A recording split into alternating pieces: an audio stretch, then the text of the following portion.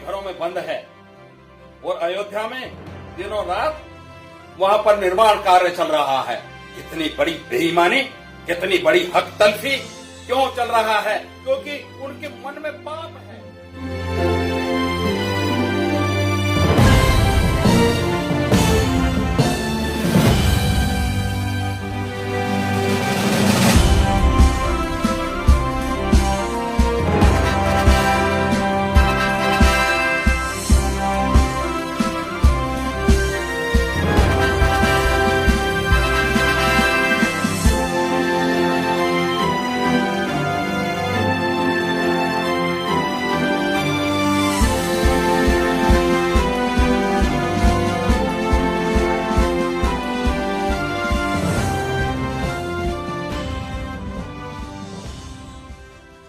श्रोताओं को नमो बुद्धस।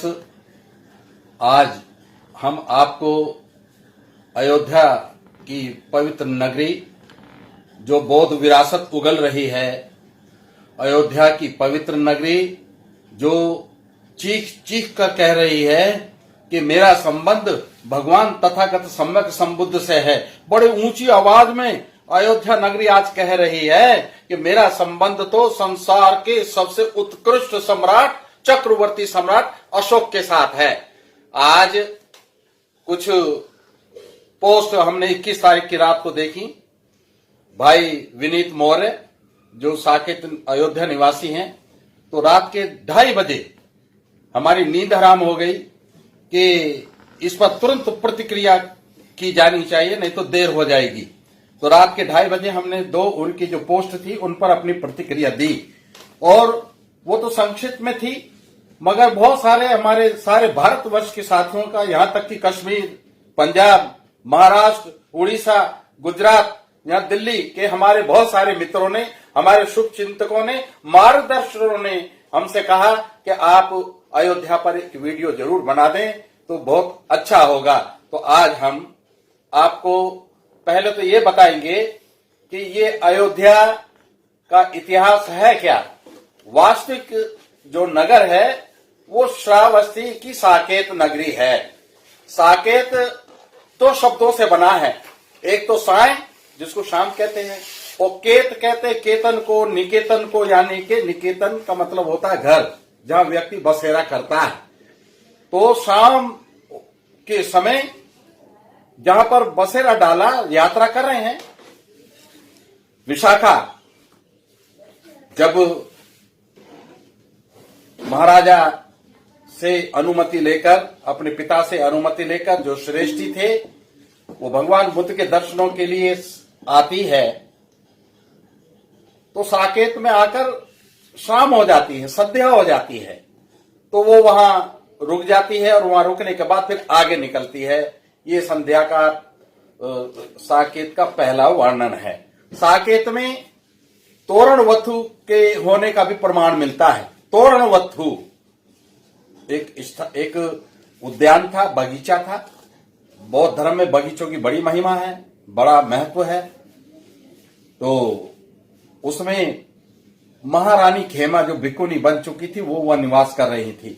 महाराजा पसंदी विशाखा की शादी में, उसके पति की बारात में जब जा रहे थे और वहां शाम हो गई साकेत में, तो उसने अपने अमात्यों से कहा कि मैं कुछ बुद्धि विलास के लिए कुछ शास्त्रार्थ करना चाहता हूं, चर्चा करना चाहता हूं। जाओ देखो इस नगरी में कोई विद्वान है जो मेरे साथ चर्चा कर सके।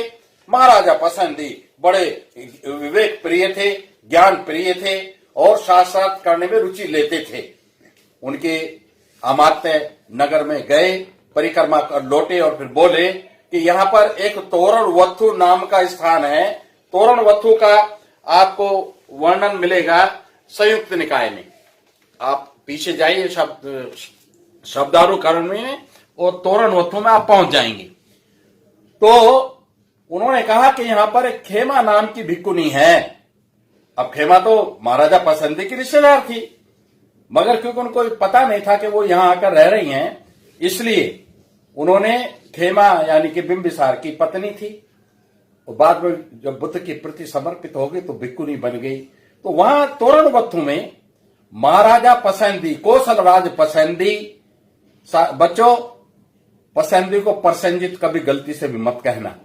ये एक षड्यंत्र है, विशेष षड्यंत्र है हमारे महापुरुषों पर कब्जा करने का, इसलिए प्रोपर नाउंस को बदला जाता है और बदलने के बाद में फिर कहते हैं तो हमारे हैं। तो पसंदी को पसंदी ही रहने देना।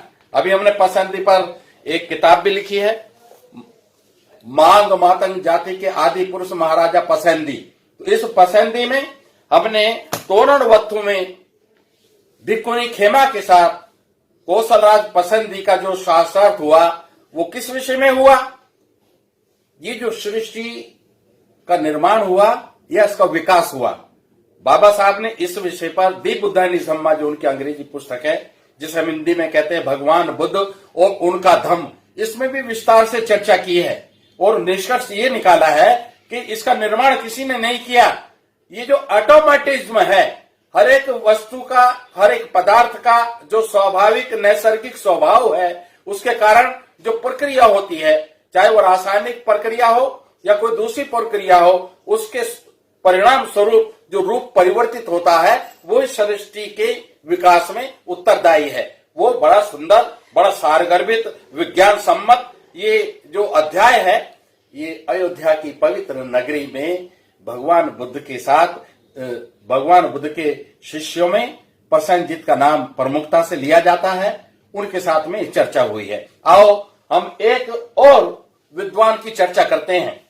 यहां उत्तर प्रदेश में बौद्ध धर्म का इतिहास, उत्तर प्रदेश में बौद्ध धर्म का विकास, ये पुस्तक किन्होंने लिखी है? डॉक्टर नलिनाक्ष दत्त, बहुत बड़ी एंशिएंट हिस्ट्री की प्रोफेसर थी। पाली का अच्छा अध्ययन था, बौद्ध धर्म का अच्छा अध्ययन था। हम इनके संदर्भ से बोल रहे हैं। ये बोलते हैं कि भगवान बुद्ध अयोध्या में 3 बार आए थे, 3 बार आए थे। तो ये कोई कम बात नहीं है। जहां भगवान बुद्ध 3 बार आए हैं, उस नगरी को बौद्धमय होने में कोई शंका नहीं रह जाती। हम देखते हैं कि सारे ग्रंथों में, ये पाली प्रॉपर नेम में आप देखेंगे डिक्शनरी में, हमने इसमें ये ढूंढा है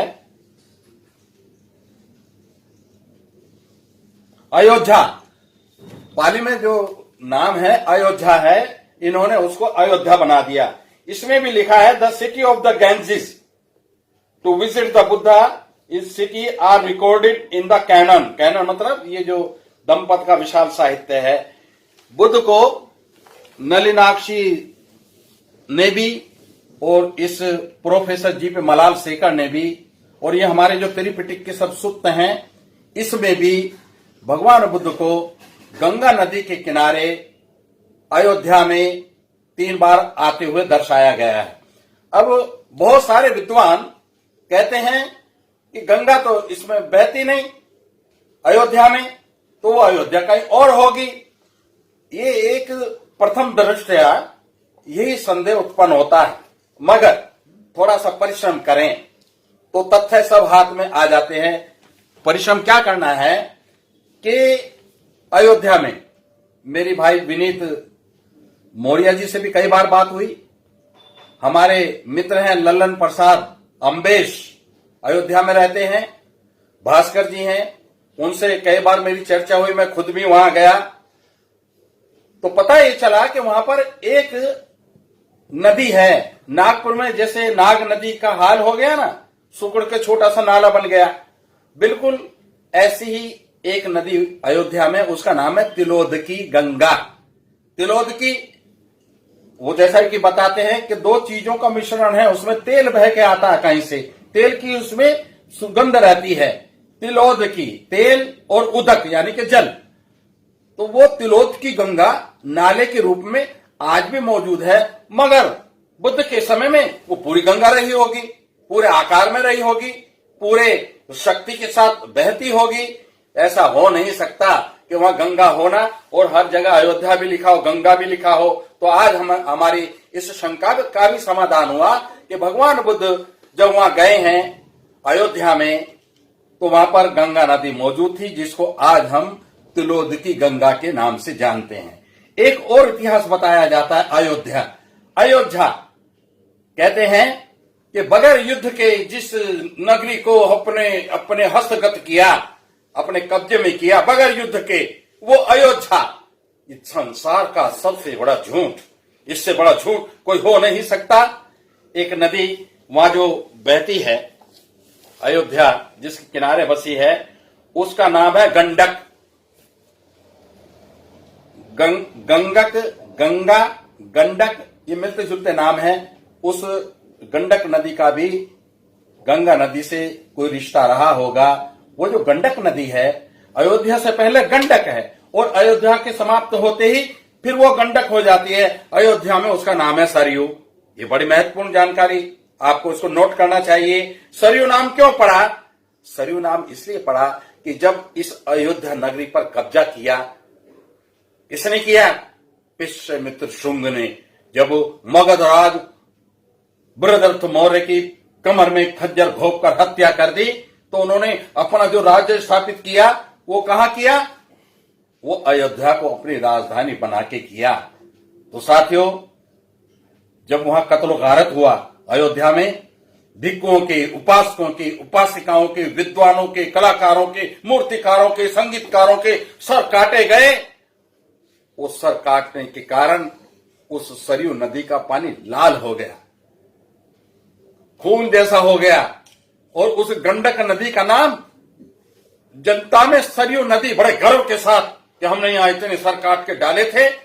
मगर बाद में एक षड्यंत्र चला, ये बताने के लिए कि हम पर हत्यारा होने का, अहिंसक होने का आरोप ना लगे, तो एक परिभाषा गढ़ी गई। परिभाषा क्या गढ़ी? अयोध्या नाम रखो इसका, बगैर युद्ध के जीती गई। ये तो सब षड्यंत्रकारियों के षड्यंत्र होते हैं। वो करते कुछ है, कहते कुछ है, कहते कुछ है, करते कुछ है। तो ये जो अयोध्या की नगरी है, इसमें कितना रक्तपात हुआ वो इस नदी के नाम से ही पता चलता है। अभी ये जो वर्तमान उत्तर प्रदेश की सरकार है, जिनके अधीन अयोध्या भी है, जिनके अधीन श्रावस्ती भी है, और वो तो इस समय कोई जनतांत्रिक स्वरूप में काम नहीं कर रहे हैं, वो एक तानाशाह की तरह काम कर रहे हैं, बगैर किसी मांग के। अभी जो मुख्यमंत्री हैं उत्तर प्रदेश के, उन्होंने सरयू नदी का नाम खत्म करके फिर से गंडक कर दिया। क्यों कर दिया?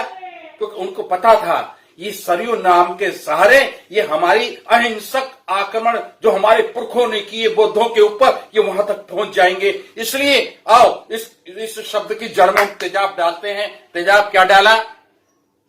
वो घोषणा कर दी कि अब इस नदी का नाम अयोध्या में भी गंडक ही रहेगा। मगर शोधार्थी चैन से नहीं बैठते हैं, वो अपनी रात की नींद हराम करते हैं, दिन में आराम नहीं करते हैं, और तथ्यों को छान छान कर ढूंढ कर लाते हैं। ये जो अयोध्या नगरी है, यहां पर आपको जानकर यह भी आश्चर्य होगा कि एक सम्राट इस देश में हुआ, वो भी शाक्य था, बौद्ध था, उसको बदनाम करके रख दिया, उसको गद्दार बना दिया। उसका नाम था गहरवार वंश के महाराजा जयचंद। हमारी एक किताब जयचंद जी पर भी उसका नाम है। महाराजा जयचंद गद्दार नहीं, परम देशभक्त बौद्ध राजा थे। उनकी सबसे बड़ी विशेषता क्या थी? यह अयोध्या नगरी में सबसे अधिक निर्माण कार्य अगर किसी ने कराया तो वो हमारे राजा जयचंद ने कराया। और जयचंद का इतिहास हमें कहां से मिला? तिब्बत से मिला। जयचंद का इतिहास कहां से मिला? प्राचीन बौद्ध साहित्य से मिला। तो आओ हम अपने गौरव बिंदुओं को जब तलाशते हैं तो इन सब चीजों की पड़ताल हमें करनी होगी। बौद्धों की जो स्थापत्य कला है, बौद्धों का जो आर्किटेक्चर है, बौद्धों की जो मूर्ति कला है, सबसे भिन्न है, उसे कोई मिलावट कर नहीं सकता। आज अयोध्या ने जो बौद्ध संस्कृति उगली है, हमने तो नहीं कहा था, मगर आप लाख पर्दों में भी सत्य को छिपाओगे, समय आने पर वो उजागर होगा ही। और ये सत्य यहां उद्घाटित हो गया, अयोध्या में उद्घाटित हो गया। कितना बड़ा नंगा नाच न्याय के साथ खेला गया सुप्रीम कोर्ट में, और अयोध्या को अयोध्या घोषित करके वहां पर मंदिर निर्माण का भी काम शुरू हो गया। मगर प्रकृति को ये स्वीकार न था, प्रकृति को ये झूठ हजम ना हुआ। उन्होंने उगल दिया, बौद्ध साहित्य उगल दिया, बौद्ध विरासत उगल दी, बौद्ध वास्तु उगल दिया। अब आप देखेंगे कि एक प्रतिमा दिखाई है, उसमें एक नृत्यांगना, एक अप्सरा खड़ी है। वो जो नृत्यांगना अप्सरा खड़ी है, मेरा अपने साथियों से निवेदन है जो बौद्ध इतिहास में, प्राचीन इतिहास में, मूर्ति कला में, चित्रकला में हस्तक्षेप रखते हैं, उनसे निवेदन है कि वो उड़ीसा में एक बहुत बड़ी बुद्धिस्ट साइट है, उसका नाम है रत्नागिरी। ये रत्नागिरी का जो इतिहास है, देवला मिश्रा, ये 2 खंड उन्होंने प्रकाशित किए हैं। अब आप ये देखो, जो अभी अभी तथ्य प्रकाश में आए हैं मूर्ति के, क्या वो बिल्कुल मूर्ति ऐसी नहीं है? बिल्कुल ऐसी है वो मूर्ति, निसंदेह, बगैर किसी डाउट के वो मूर्ति बौद्ध कला की देन है। और एक वहां पर धर्म चक्र निकला है। धर्म चक्र का थोड़ा सा बताना चाहेंगे कि सारनाथ में सम्राट अशोक का जो धम्म स्तंभ है, जिसमें 4 शेर की मूर्ति हैं, उसमें 2 चक्र हैं। एक पैरों में है, उसमें 24 आरे हैं। एक उस प्रतिमा के सिर पर होता था, जो खंडित हो गया, और सारनाथ के संग्रहालय में, म्यूजियम में, वो टूटे हुए टुकड़े जो सिर के ऊपर थे और 32 आरे थे उसमें, वो उन्होंने उस प्रतिमा के पीछे दीवार पर फिट किए हुए हैं।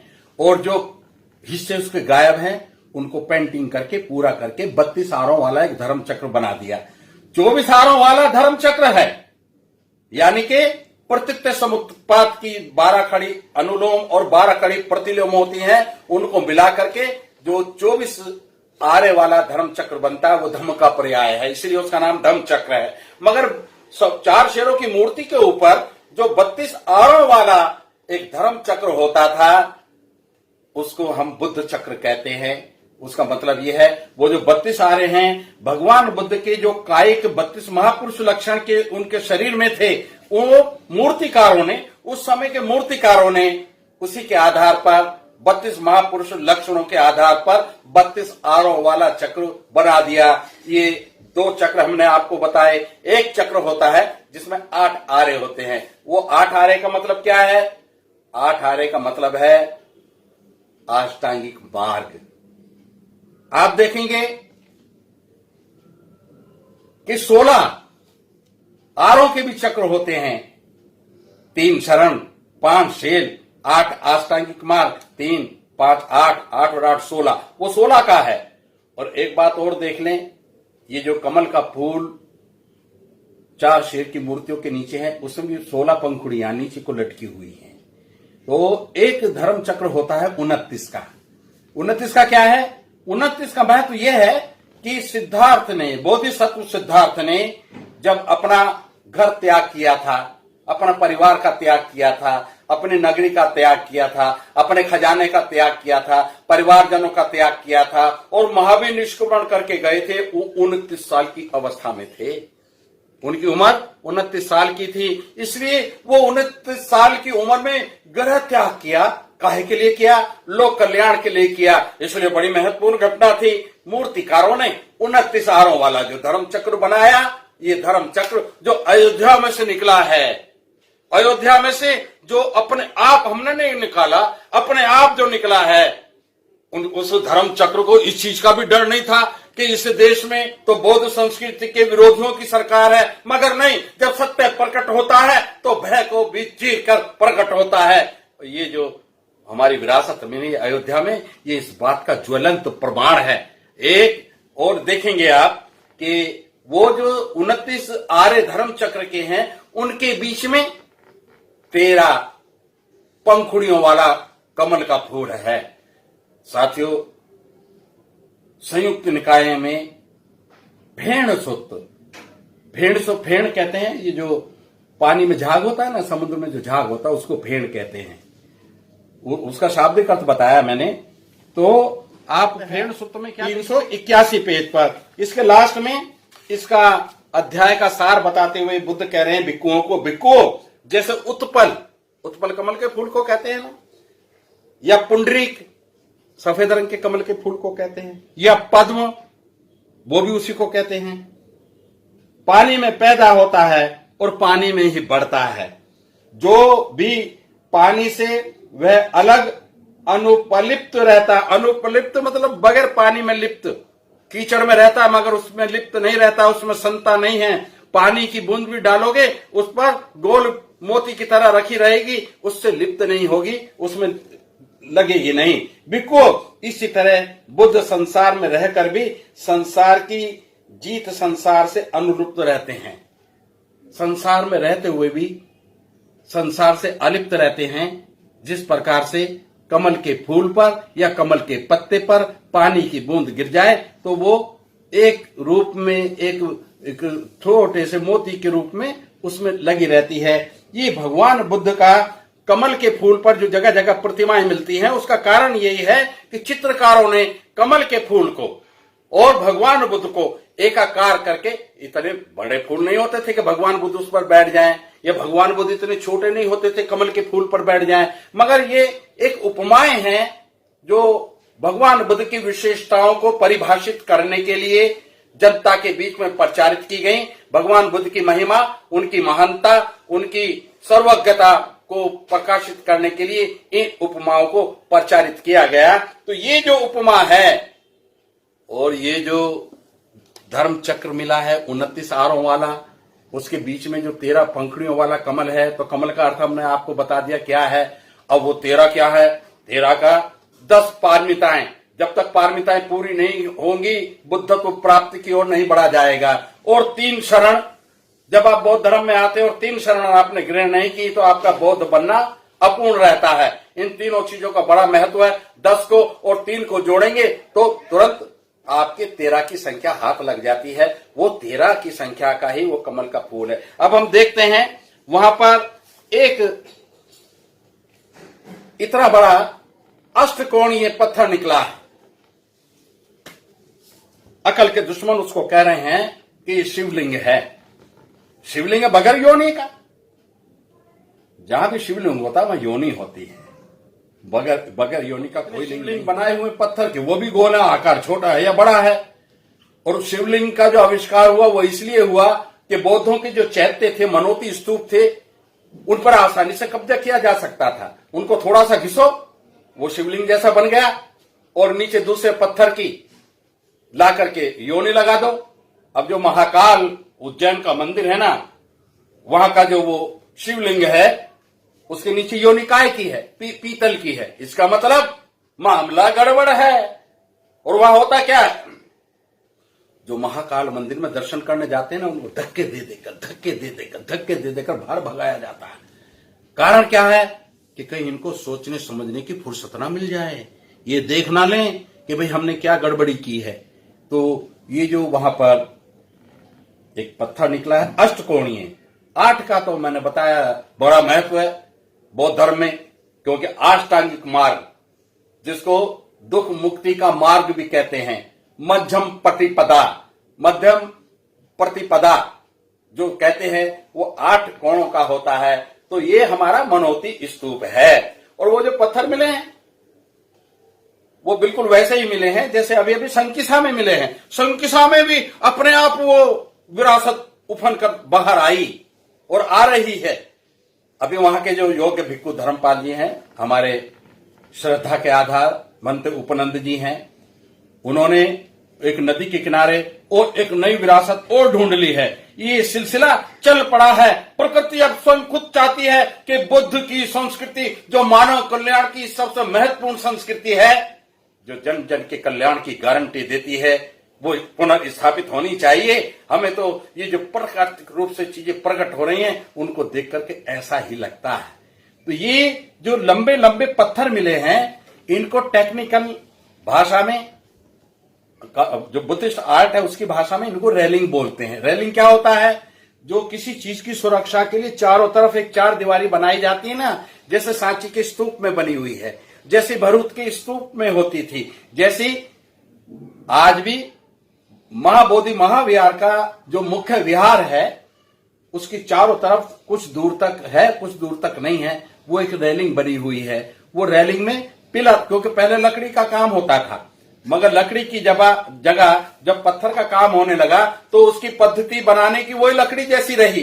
तो उन्होंने क्या किया, कुछ पिलर खड़ा करते थे और साइड में चूल खोद करके और दूसरे बीम फंसाते थे। ये कॉलम हो गया, ये बीम हो गए, और इनको जोड़ जोड़कर वो चार दीवारी बन जाती थी। किस लिए बन जाती थी कि महाबोधि महाविहार में भगवान तथागत सम्यक संबुद्ध की जो पवित्र प्रतिमा थी उसको कुछ पशु आकर के दूषित कर जाते थे।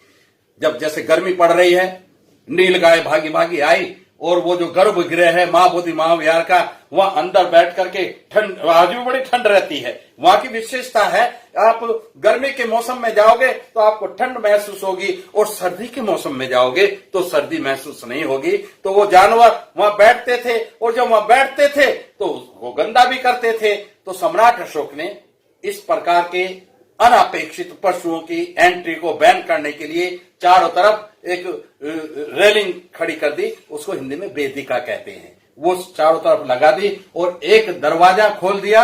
वहां व्यक्ति द्वारपाल खड़े होते थे या एक दरवाजा लगा होता था, उसमें से ही लोग आते और जाते थे।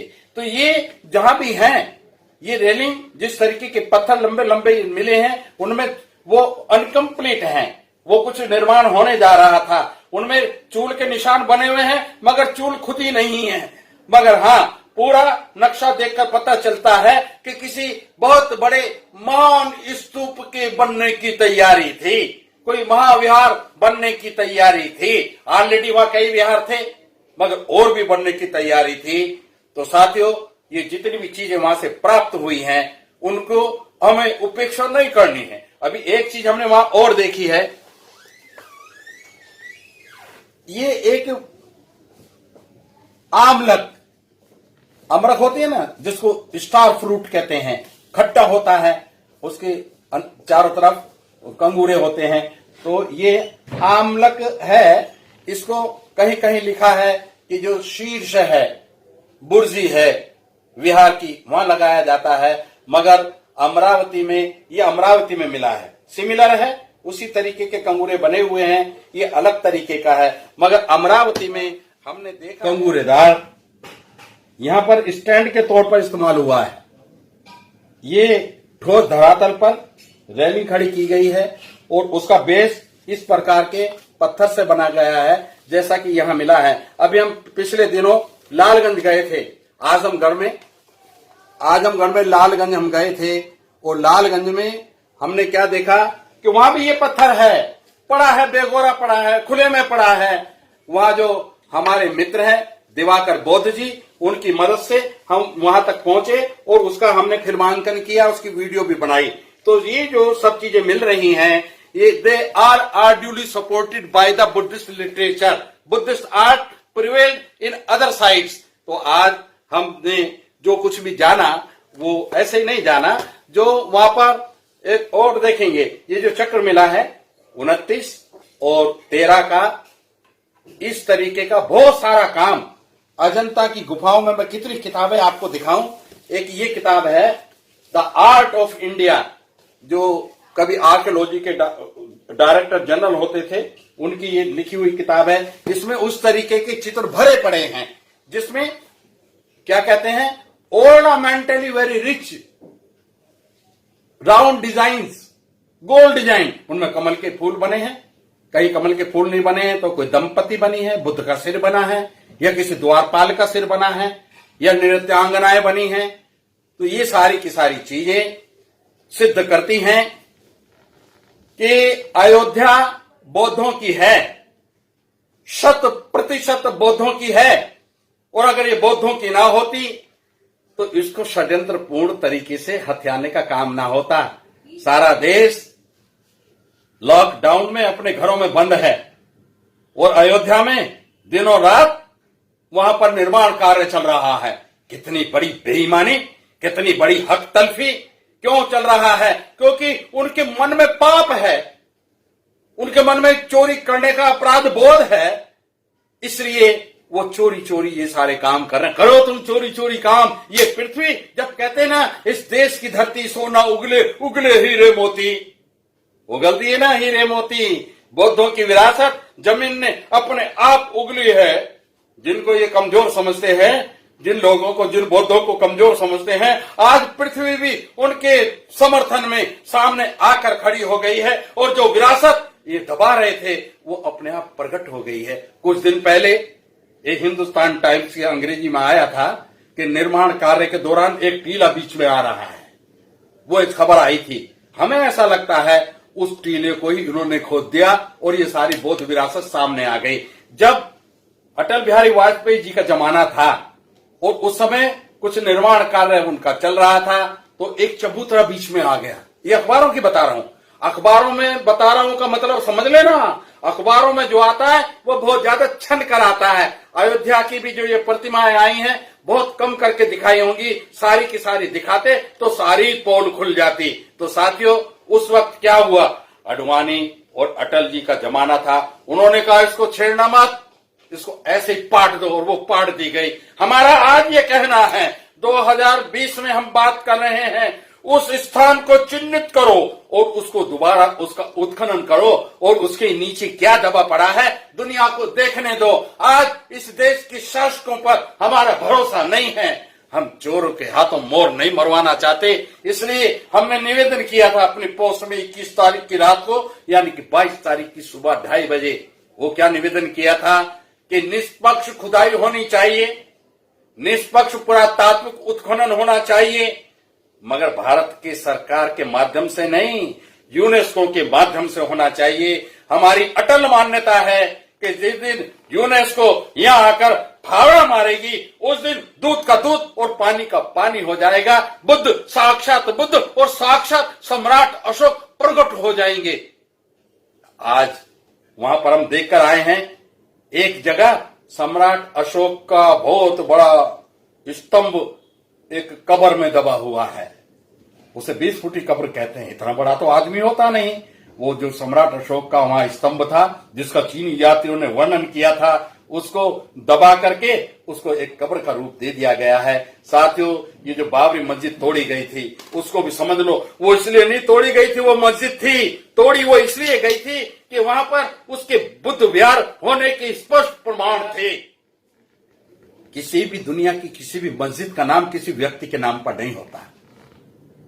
तो ये जो बाबरी मस्जिद इसका नाम था वो इसलिए नहीं था कि वो बाबर ने बनाई थी। ये तो एक कहानी इन्होंने बनाई है ताकि हिंदू मुसलमान का झगड़ा हो और मुसलमानों को पीट पीट करके जो कुछ लोग खुश होते हैं उनके पीटने से उनका ध्रुवीकरण कर सके, उनके वोटों को ठग सके। वो एक अलग नीति है। मगर असलियत ये है कि उस मस्जिद के जो पिलर थे, ऐसे पिलर जो अब निकले हैं इससे बड़े आकार के, उनके ऊपर की तरफ बब्बर शेर के चेहरे बने हुए थे। उन पिलर्स के ऊपर शेर की प्रतिमाएं बनी हुई थी, उनकी मूर्तियां बनी हुई थी। और उन शेरों को क्या कहते थे? बब्बर शेर। और बब्बर शेर की मस्जिद तो नहीं कह सकते थे, इसलिए शॉर्टकट बोल दिया बाबरी मस्जिद। तो वो जो मस्जिद का ध्वंस किया गया, मस्जिद गिराई गई, मस्जिद तोड़ी गई, एक उन्माद पैदा करके। ऐसा ही उन्माद एक 1935 में भी बनारस में पैदा किया गया था। हिंदू मुस्लिम दंगे हुए थे और वो दंगे किस लिए हुए थे? वो सम्राट अशोक का जो स्तंभ बनारस में था, सारनाथ वाला अलग है, बनारस में था, उसको तहस नहस कर दिया गया, गायब कर दिया गया। तो साथियों, हम लोग षड्यंत्रों के देश में रह रहे हैं, मगर जब हम अपने शासन को बर्बाद होने के बाद भी दोबारा खड़े हो गए हैं तो अब हम पीछे मुड़कर देखेंगे नहीं। हमारे प्रगति पथ पर अब हम बढ़ते जाएंगे और जब तक बढ़ते रहेंगे, जब तक इस देश को बाबा साहेब डॉक्टर अम्बेडकर के आदेश के अनुसार दोबारा बुद्धमय ना कर दें। अब हमें स्वयं अपने पराक्रम दिखाने का समय आ गया है। अब हमें अपनी कसौटियां तय करने का समय आ गया है। समय हमारे अनुकूल है, दुनिया हमारे अनुकूल है और ये पृथ्वी हमारे अनुकूल है। आज ये बुद्ध के बारे में सबसे बड़ी विशेषता है कि जमीन में कहीं भी कुदाला मारो, वहीं से बुद्ध मुस्कुराते हुए बुद्ध निकलते हैं। तो ये इस बात का प्रमाण है, ये भारत भूमि वास्तव में ही बुद्ध भूमि है, ये भारत भूमि वास्तव में ही अशोक भूमि है। ये बौद्ध खाती है, ये बौद्ध विरासत है, ये बौद्ध संपदा है। आओ हम इसको दोबारा से पुनः स्थापित करने में अपने पराक्रम का परिचय दें। इन्हीं विचारों से अगर मैं कुछ ज्यादा बोल गया हूं तो क्षमा प्रार्थी हूं, और कोई बात आपको भा गई हो, अच्छी लग गई हो तो उसका प्रचार करना। इन्हीं शब्दों के साथ मेरा आप सबको नमो बुद्धस, जय सम्राट।